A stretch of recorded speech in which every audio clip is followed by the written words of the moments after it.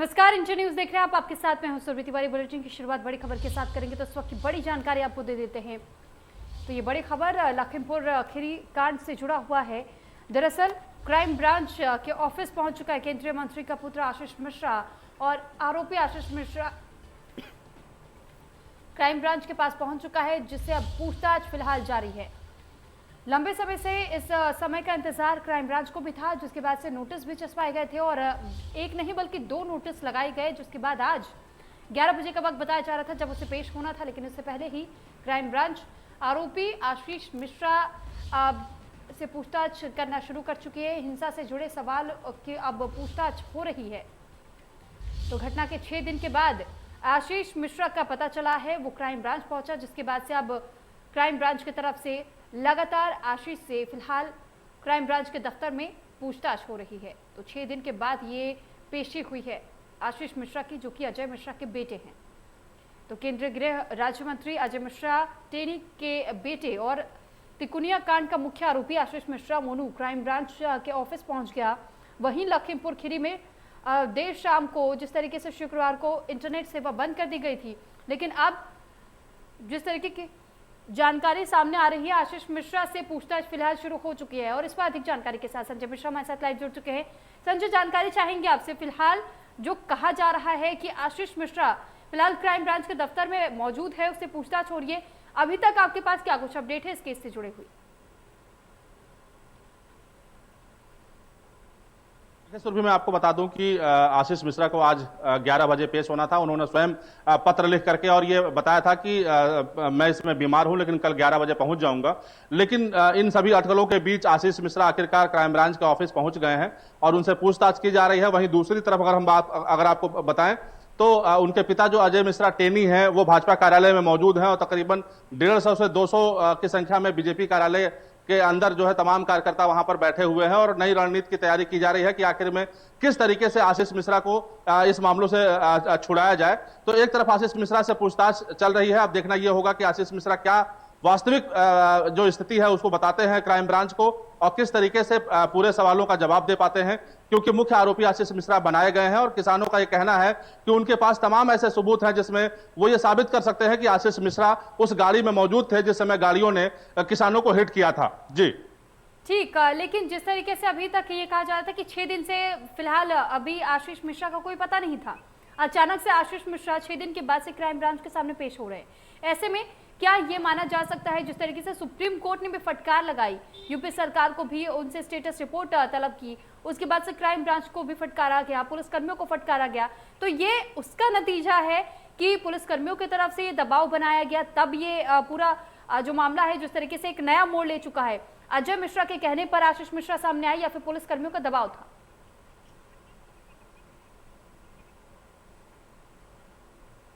देखिए, मैं आपको बताऊं कि लगातार कहीं ना कहीं सरकार की किरकिरी हो रही थी। लगातार यह मामला कोर्ट में पहुंच चुका था और लगातार कोर्ट संज्ञान में लेकर के और कहीं ना कहीं सरकार पे भी दबाव बनाए हुए था और लगातार पुलिसकर्मियों को भी फटकार लगाई जा रही थी। अपनी साख को बचाने के लिए, अपनी इज्जत को बचाने के लिए लगातार पुलिसकर्मी जो है वो लगे हुए थे। लेकिन जिस तरीके से कहा जाता है कि अगर पुलिस चाह ले तो परिंदा भी पर नहीं मार सकता है और अपराधी चाहे जितना दूर जाकर के छिपा हो, आज का जो टेक्नोलॉजी है, जो डिजिटल टेक्नोलॉजी है, उसमें अपराधी बच नहीं सकता है। लेकिन फिर भी आशीष मिश्रा लगातार इतने दिनों से बचा हुआ था और आखिरकार आज वह स्वयं पेश हो गया है। तो कहीं ना कहीं पुलिस के ऊपर भी दबाव था, लगातार विपक्षी पार्टियां भी वार कर रही हैं, उनका भी दबाव था, लगातार जो है कोर्ट भी फटकार लगा रहा है, उसका भी दबाव था। तो कुल मिलाकर के आज आशीष मिश्रा क्राइम ब्रांच के सामने पेश हो गए हैं। अब देखना यह होगा कि आशीष मिश्रा क्या क्या बताते हैं, क्योंकि तमाम ऐसे सवाल होंगे जो उनसे पूछे जाएंगे। क्योंकि सबसे बड़ी बात मैं आपको यह भी बता दूं सुरभि कि जिस तरीके से मुख्य आरोपी आशीष मिश्रा को बनाया गया है, ऐसे में कई ऐसे सवालात होंगे जिसका सामना आशीष मिश्रा को करना पड़ेगा। पुलिस बारीकी से उनसे पूछताछ करेगी, क्योंकि जब तक वो पुलिस का सहयोग नहीं करेंगे, मुझे नहीं लगता है कि पुलिस उनको छोड़ेगी। जी ठीक, लेकिन संजय, क्या अभी ये माना जा सकता है कि आने वाले समय में या तो न्यायिक हिरासत हो सकती है आशीष मिश्रा को, या फिर पुलिस अपनी हिरासत में रख करके उनसे पहले पूछताछ करेंगे?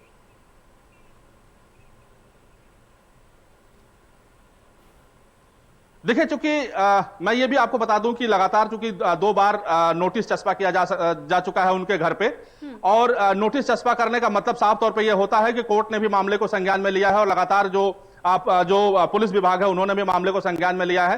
तो ऐसे में निश्चित तौर पर पहले पूछताछ होगी और पूछताछ के दौरान अगर जरा सा भी अगर पुलिस को शंका होगा तो मुझे लगता है कि तत्काल वो पुलिस हिरासत में लिए जाएंगे और उसके बाद से फिर न्यायालय में रिमांड दाखिल किया जाएगा कि ताकि हम आशीष मिश्रा से पूरी पूछताछ कर सके और पूछताछ के बाद वास्तविक स्थिति का पता लगा सके कि जो घटना हुई थी वो किस वजह से हुई थी, कहां से उसकी शुरुआत हुई थी। जी ठीक है, लेकिन वही संजय, क्या इस बात का अभी तक कुछ पता चल पाया है? क्या आशीष मिश्रा से आप लोगों ने बातचीत करने की कोशिश की या फिर उनके परिजनों से कि अगर उनकी गलती नहीं थी, क्योंकि उनके पिताश्री का यही कहना है कि मेरे बेटी की इसमें कोई गलती नहीं थी, वो बिल्कुल बेगुनाह है, अगर बेगुनाह थे तो फिर 6 दिनों से वो लापता क्यों थे?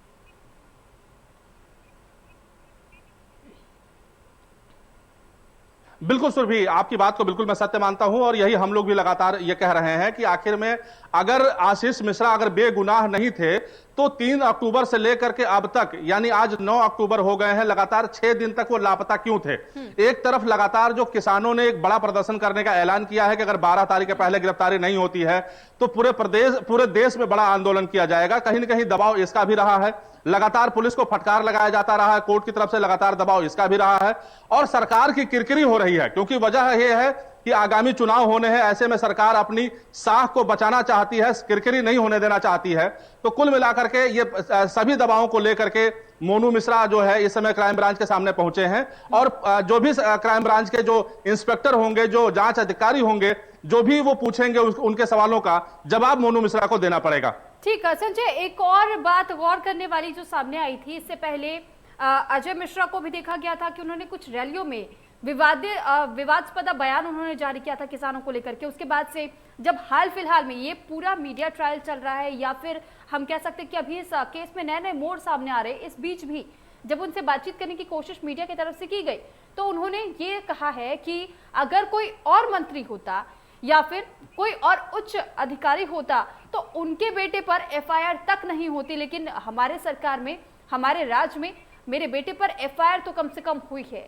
इसको किस तरीके से देखा जा सकता है कि क्या ये कहीं ना कहीं ये कोशिश नहीं होगी फिर कि किसी भी तरीके से पार्टी की छवि पर भी सवाल खड़े हो जाएंगे अगर इस तरीके के जो जिम्मेदार व्यक्ति हैं, जिम्मेदार पदों पर बैठे हुए हैं, तो ऐसे में पूरी जो पार्टी की छवि है वो भी तो कहीं ना कहीं धूमिल होती है।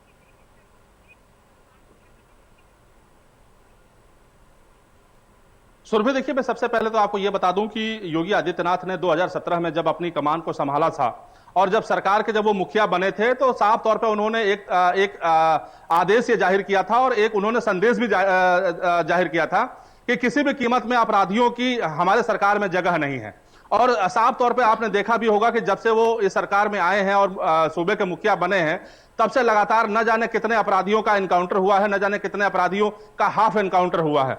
तो कुल मिलाकर के जिस तरीके से जब अजय मिश्रा के बेटे जब मोनू मिश्रा ऐसे मामले में फंसे हैं तो सरकार की छवि भी खराब हो रही थी और लगातार कहीं ना कहीं अंदर खाने से यह बात जा रही थी कि अगर मुकदमा दर्ज नहीं होता है और क्योंकि लगातार किसानों की मांग है, आने वाले समय में चुनाव होना है, ऐसे में अगर किसान अगर वोट नहीं देंगे तो निश्चित तौर पर सरकार जो है वो शायद हिल जाएगी। तो कुल मिलाकर के ये डैमेज कंट्रोल करने के लिए अंदर खाने से लगातार ये बताया जाता रहा है कि मोनू मिश्रा के खिलाफ मुकदमा दर्ज हो और पुलिस को यह आदेश दिया गया था। मुझे लगता है कि अगर सरकार नहीं चाहती तो निश्चित तौर पे ऐसा कुछ भी नहीं होता।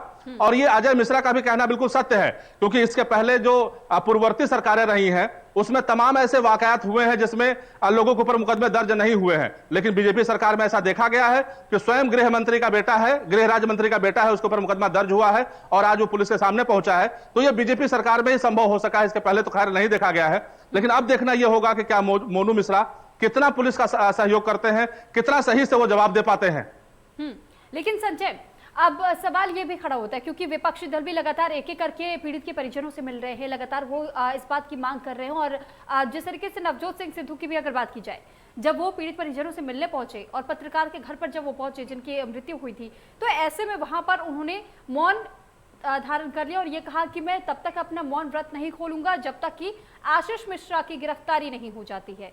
अब ऐसे में आशीष मिश्रा क्राइम ब्रांच के सामने पेश हो चुके हैं, उनसे पूछताछ की जा रही है।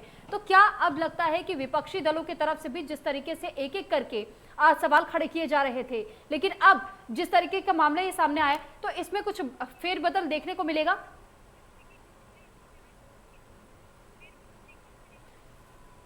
संजय देखिए, आपके मैं पास आपको बताऊं लौटूंगी, कि संजय आपके पास लौटूंगी। हमारे साथ शोभित है, संवाददाता है वो भी, उनके पास भी एक बार रुक कर लेते हैं उनका। शोभित, आपसे जानकारी चाहेंगे कि इस वक्त जो ये पूरा मामला चल रहा है, इस पूरे मामले में जो एक नया मोड़ अब सामने आ चुका है, क्योंकि आशीष मिश्रा खुद क्राइम ब्रांच के पास पहुंच चुके हैं, दूसरा नोटिस चस्पाए जाने के बाद इस पूरे अब मामले में क्या एक और नया मोड़ आ सकता है कि जल्द ही आशीष मिश्रा को गिरफ्तार कर सकती है पुलिस? सुरभि, देखिए अभी तो इस बारे में कुछ भी कहना मुश्किल है और आशीष मिश्रा क्राइम ब्रांच पहुंचे हुए हैं। साथ ही साथ यहाँ पे हिंदू ब्राह्मण महासभा के लोग भी पहुंच रहे हैं। ब्राह्मण महासभा के प्रदेश अध्यक्ष भी अभी कुछ ही देर में यहाँ पहुंचने वाले हैं। यहाँ पे अभी कुछ भी बता पाना संभव नहीं है, क्योंकि आज आशीष मिश्रा कल तक जो कह रहे थे कि वो बीमार हैं और आशीष मिश्रा आज पहुंच गए। कल उनके घर पे दूसरा नोटिस लगाया गया, उसके बाद वो पहुंचे हैं। आज काफी ज्यादा यहाँ पुलिस बल भी तैनात कर दिया गया है। 11 जगहों से यहाँ से पुलिस फोर्स मंगा लिया गया है, एक्स्ट्रा फोर्सेस भी मंगाई गई हैं। गिरफ्तारी के चांस भी हो सकते हैं, लेकिन फिलहाल उनके 2 वकीलों के साथ वो वहां पहुंचे हैं और उन्हें जो ये बताया जा रहा है कि वो अभी वहां पे क्वेश्चनिंग के लिए बुलाए गए हैं। उनके वो अपने सबूत और अपने तरफ से बताया जा रहा है कि कुछ लोगों के द्वारा कि वहां पे वो एफिडेविट अपने लेके गए हैं कि जो लोग साक्ष्य के तौर पे वहां मौजूद थे, उनका कहना है कि हम वहां पे मौजूद थे और आशीष मिश्रा की क्या लोकेशन थी उसके बारे में वो अपनी तरफ से एफिडेविट प्रस्तुत कर रहे हैं। लेकिन शोभित, जिस तरीके से अभी आपने लोकेशन का जिक्र किया, लोकेशन भी उनके बार बार बदलते रहे हैं, इसको लेकर के क्या कोई स्पष्टीकरण अभी तक जारी किया गया? क्योंकि अजय मिश्रा तो बार बार कह रहे थे कि मेरा बेटा बेकसूर है, वो फरार नहीं है, वो अपने घर पर उपस्थित है, लेकिन लोकेशन जब ट्रेस किया गया, लोकेशन अलग अलग जगहों के मिले हैं। जी बिल्कुल, जैसा कि आपने बताया कि लोकेशन अलग अलग जगहों के मिले, कोई भी स्पष्ट तरीके से अभी नहीं बता पाया कि अभी कल रात में जब मंत्री जी घर पे पहुंचे हैं तो बताया गया कि उन्होंने कहा कि हमारा बेटा घर पे मौजूद है और आप आइए हम चाय पिलाते हैं, लेकिन वहां पे किसी भी तरीके की उनकी तरफ से कोई टीका टिप्पणी नहीं कही गई। स्पष्ट कोई भी बयान प्रशासन और मंत्री जी की तरफ से कोई भी स्पष्ट बयान नहीं जारी किया गया, कोई भी उनकी लोकेशन के बारे में जानकारी नहीं दी गई। हो सकता है कि उनकी सुरक्षा कारणों से वो जानकारी ना देना चाहते हो, लेकिन फिर भी जब इतना पुलिस बल तैनात है, इतना फोर्स है और ये जिला मुख्यालय की बात है, तो यहाँ पे कोई इस तरीके का डरने की बात नहीं है कि हम अपनी लोकेशन क्यों ना दें, लेकिन उनको उनकी तरफ से ये बातें स्पष्ट होनी चाहिए थी, जो कि नहीं की गई। ठीक शोभित, क्या ये इसका असर भी हम मान सकते हैं कि सुप्रीम कोर्ट ने जिस तरीके से फटकार लगाई और सुप्रीम कोर्ट ने कहा कि अगर 302 के धारा के तहत में अगर किसी भी आरोपी पर मुकदमा दर्ज होता है, क्या आप दूसरे अपराधियों के साथ या आरोपियों के साथ भी ऐसा ही बर्ताव करेंगे जैसा आप आशीष मिश्रा के साथ कर रहे हैं? ये क्या सुप्रीम कोर्ट के फटकार के बाद से हरकत में आई है पुलिस और दबाव बनाया गया है अजय मिश्रा पर भी? बिल्कुल, जो आप कह रही हैं वो बिल्कुल सही है। सुप्रीम कोर्ट के संज्ञान लेने के बाद, सुप्रीम कोर्ट ने जो सुओ मोटो लिया उसके बाद ही पुलिस ज्यादा एक्टिव दिख रही है और कहीं ना कहीं पुलिस को ये मालूम था। देखिए, जैसे कि आज 11 जगहों की पुलिस फोर्स यहाँ पे मंगाई गई है, लेकिन कल कहीं की पुलिस फोर्स यहाँ नहीं मंगाई गई थी, आज एक्स्ट्रा फोर्सेस तैनात की गई हैं, तो कहीं ना कहीं पुलिस प्रशासन को भी ये पता था कि वो नहीं आने वाले हैं। ये दोनों की कहीं ना कहीं आप ये कह सकते हैं कि मिली भगत है, या दोनों को एक दूसरे के बारे में जानकारियां थी और पुलिस फोर्सेस नहीं मंगाई गई थी। आज पुलिस फोर्सेस मंगाई गई है, आज पुलिस को भी ये पता है, पुलिस को भी अपनी रिपोर्ट देनी है सुप्रीम कोर्ट को, और पुलिस को स्टेटस रिपोर्ट, अगर सुप्रीम कोर्ट इस बातों का संज्ञान ना लेता तो शायद पुलिस की तरफ से ढीला ढाली रह सकती थी। ठीक है शोभित, आपके पास लौटूंगी। हमारे साथ संजय भी लगातार बने हुए। संजय, अब आपसे ही जानना चाहेंगे, सुओ मोटो का ये पूरा केस बन रहा है और जिस तरीके से सुप्रीम कोर्ट ने स्वतः संज्ञान लेते हुए कहा है कि जल्द से जल्द स्टेटस रिपोर्ट दाखिल करे यूपी सरकार, और पुलिस क्या कर रही है, कितनी कार्रवाई अभी तक हुई है, क्या कुछ एंगल अभी तक इसमें सामने आए हैं, किन किन आरोपियों के नाम लिस्ट में शामिल किए गए, सब कुछ सुप्रीम कोर्ट को सौंपा जाना चाहिए। अब इसके ठीक बाद ही 2 नोटिस चस्पा दिए जाते हैं। दोनों नोटिस के बाद से जब दूसरा नोटिस चस्पाया जाता है, तब अचानक से आशीष मिश्रा कहीं से आ धमकते हैं क्राइम ब्रांच के दफ्तर, लेकिन उससे पहले उनका कोई अता पता नहीं होता है। तो कितना सत्य माना जा सकता है कि सुप्रीम कोर्ट के दबाव देने के बाद आशीष मिश्रा सामने आए हैं? अगर सुप्रीम कोर्ट इसमें हस्तक्षेप नहीं करती तो शायद अब भी आशीष मिश्रा फरार होते।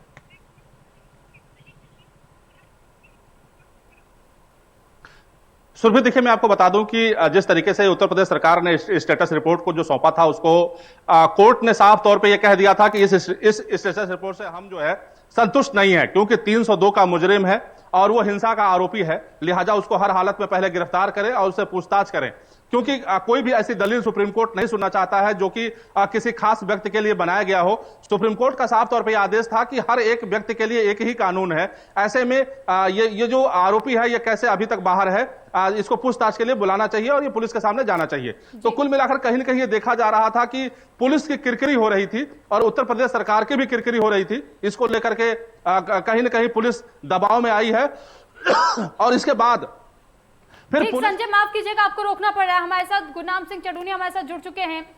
सबसे पहले तो आपका बहुत स्वागत है, जो कि किसान नेता है गुरनाम जी।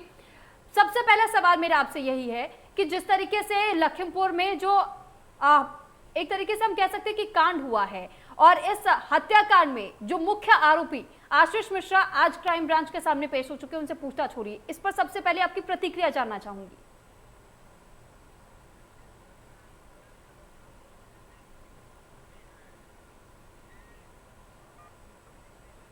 गुरनाम सिंह जी।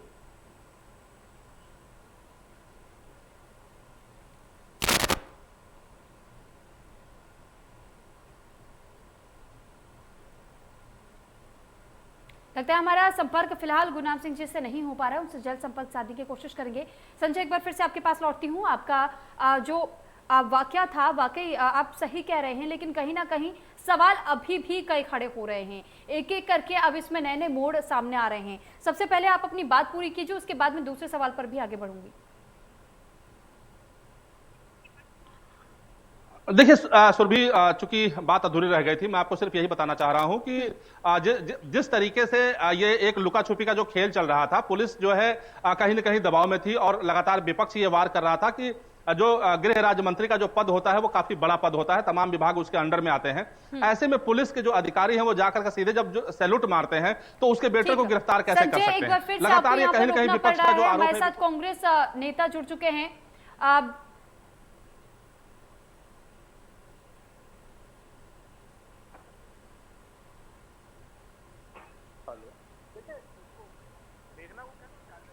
हमारे साथ कांग्रेस के नेता भी जुड़ चुके हैं। सबसे पहले तो बहुत स्वागत है आपका सर। आपसे सर, जिस तरीके से अभी आपने लखीमपुर का पूरा मामला भी देखा है, और ऐसे में आपसे सबसे पहले तो प्रतिक्रिया जानना चाहेंगे, क्योंकि अब तो क्राइम ब्रांच के सामने पेशी भी हो चुकी है आशीष मिश्रा की। तो मुझे ऐसा लग रहा है कहीं ना कहीं सुरभि आवा भगत हो रही है केंद्रीय गृह राज्य मंत्री के बेटे की, क्योंकि डीआईजी और सारे आईपीएस उससे पूछताछ करने की बात कर रहे हैं, और वो सारे के सारे डीआईजी और आईपीएस जितने भी हैं वो केंद्रीय गृह राज्य मंत्री के अंडर में होते हैं। पिता के केंद्रीय गृह राज्य मंत्री के रहते मुझे नहीं लगता कोई निष्पक्ष जांच संभव है। केंद्रीय गृह राज्य मंत्री की बर्खास्तगी हो तब जाकर के कोई निष्पक्ष जांच संभव है। उत्तर प्रदेश में भी भाजपा की सरकार है और केंद्र में भी भाजपा की सरकार है, और सभी लोग आरोपियों को बचाने पर लगे हुए। तो सुरेंद्र जी, क्या आपको कानून पर भी भरोसा नहीं है? हमें कानून पर पूरा भरोसा है, संविधान पर भरोसा है, लेकिन जो संस्थाएं में जो लोग इस वक्त संविधान को बचाने का काम कर रहे हैं, दुर्भाग्य से वही उसको नष्ट करने का काम कर रहे हैं। पूरी की पूरी जितनी हमारी संवैधानिक संस्थाएं हैं, सबको नष्ट करने का काम भारतीय जनता पार्टी के द्वारा किया जा रहा है, और ये स्थापित सत्य है। ठीक है सुरेंद्र जी, आप हमारे साथ बने रहिए। हमारे साथ अनिला सिंह जी, बीजेपी नेता, जुड़ चुकी हैं। अनिला सिंह जी, सबसे पहले बहुत स्वागत। जिस तरीके से अभी सुरेंद्र राजपूत जी से हमारी बातचीत हो रही, और सुरेंद्र जी ने ये बताया कि उन्हें इस पर भरोसा नहीं है कि जब तक केंद्रीय राज्य गृह मंत्री के तौर पर जब तक अजय मिश्रा विराजमान है अपने पद पर, तब तक इसमें पूरी तरीके से स्पष्टीकरण के साथ में इस पूरे मामले को न्याय नहीं मिल पाएगा। इस पर आपका क्या कुछ कहना है? आपको और आपके सारे व्यूअर्स को मेरा नमस्कार। देखिए, जो विपक्ष में लोग रहते हैं उनको कुछ ना कुछ बात कहनी है। अगर वो कुछ ना कुछ बात नहीं करेंगे, इंडिया में किस प्रकार से उनका नाम आएगा, तो उनको अपना काम करने दीजिए। उत्तर प्रदेश की पुलिस जो है अपना कार्य कर रही है। इनको सब लोगों को एक चीज समझनी चाहिए, मैं विपक्ष की बात कर रही हूँ, कि उत्तर प्रदेश में जो मुख्यमंत्री है वो योगी आदित्यनाथ जी हैं, और वो इस प्रकार के मुख्यमंत्री है कि किसी भी प्रकार के अपराध को या अपराधी को वो बिल्कुल टॉलरेट नहीं करते हैं। ये हाई प्रोफाइल केस बन चुका है। तो क्या लगता है कि चाहे कोई भी व्यक्ति किसी भी पद पर बैठा हो। अनिला जी, माफ कीजिएगा, आपको यहाँ पे 1 मिनट के लिए मुझे रोकना पड़ रहा है। यहाँ पर हमारे साथ किसान नेता गुरनाम सिंह चढ़ूनी जी भी जुड़ चुके हैं। गुरनाम सिंह जी, आपसे सबसे पहले तो मैं यही जानना चाहूंगी कि जिस तरीके से लगातार विपक्षी दल भी इस पूरे मामले को लेकर के उठा रहे थे, अभी अनिला जी से भी हम बातचीत कर रहे थे, वो कह रही हैं कि इसमें जो भी कानूनी कार्रवाई होनी है, कानूनी कार्रवाई की जा रही है, वक्त लगता है। ऐसे में आपका इस पूरे मामले को लेकर के क्या कुछ कहना है?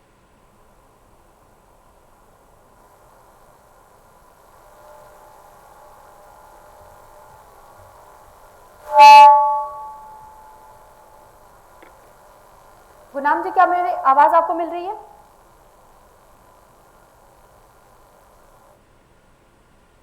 लगता है हमारा संपर्क नहीं हो रहा है। अनिल जी, मैं आपके पास दोबारा से लौटना चाहूंगी, आप अपनी बात पूरी कर लीजिए।